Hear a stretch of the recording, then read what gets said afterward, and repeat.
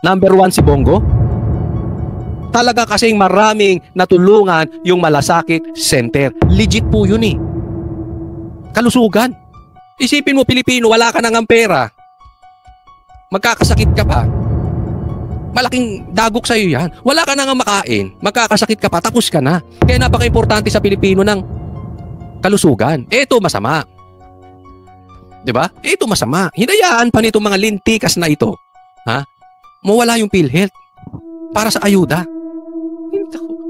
Nagkamali kayo dyan. Nagkamali. Huwag nyong gagalawin ang patungkol sa medikal. Napaka-importante sa Pilipino yan. Ano? Pati yung defense, binawasan nila. Pati yung pension, binawasan nila. Pati DSWD, tinanggalan nila ng 4-piece. Mga 50 billion sa 4-piece nila. Tapos nakapagtataka na bigla nilang itinaas yung budget ng DPWH by as much as 289 billion. Ano ibig sabihin? Tinaas yung DPWH ng 89 billion, tama ba? Nakapagtataka na bigla nilang itinaas yung budget ng DPWH by as much as 289 billion. 289 ano ibig sabihin nun? Nilagyan nila ng AKAP. Pero dinagdagan nila, dinagdagan din nila yung kanilang DPWH. Naglagay ng AKAP, tinanggal yung sa PhilHealth, dinagdagan sa DPWH. Alam nyo kung bakit? Okay, bakit dinagdagan ng 289 billion sa DPWH? Alam nyo? Ito. Budget. Ano ibig sabihin nun?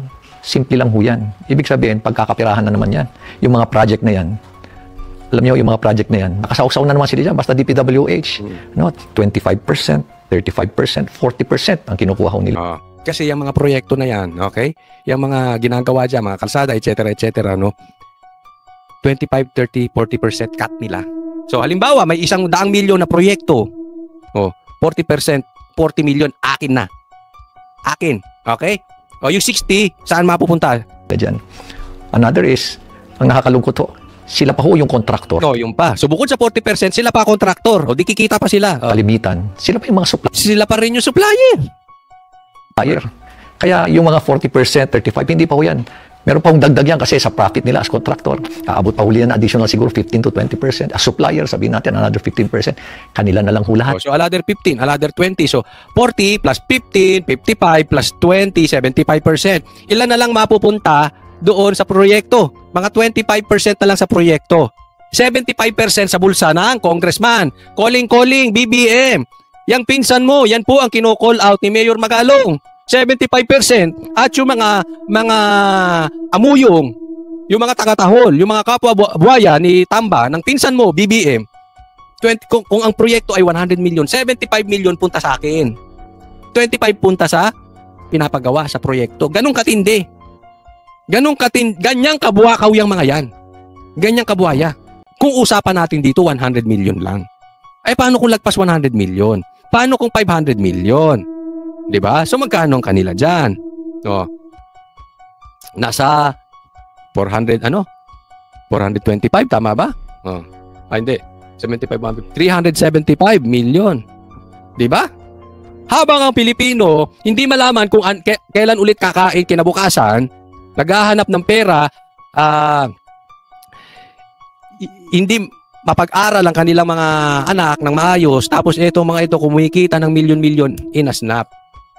Tapos bibigyan kayo kunwari ayuda. Bibigyan kayo 1,000.